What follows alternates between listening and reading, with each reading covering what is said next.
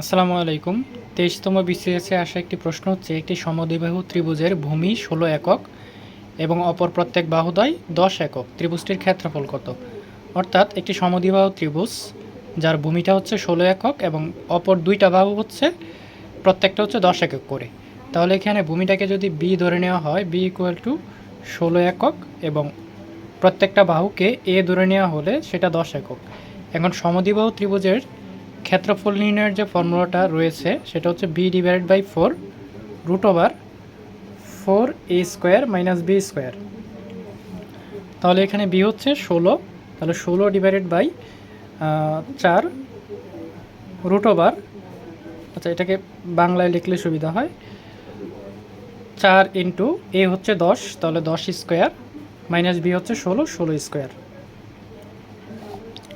তাহলে এখানে 16কে 4 দ্বারা ডিভাইড করলে 4 রুট ওভার 4 গুণ ইন্টু 10কে স্কোয়ার করলে 100 মাইনাস 16কে স্কোয়ার করলে 256। তাহলে এখানে চলে আসে 4 রুট ওভার 4 গুণন 100, 400 মাইনাস 256। তাহলে এখানে হচ্ছে 4 রুট ওভার 400 থেকে 256 বাদ দিয়ে দিলে চলে আসে 144। তাহলে এখানে চলে আসে 4 গুণন 144কে রুট ওভার করা হলে সেটা চলে আসে 12, 4 12 48।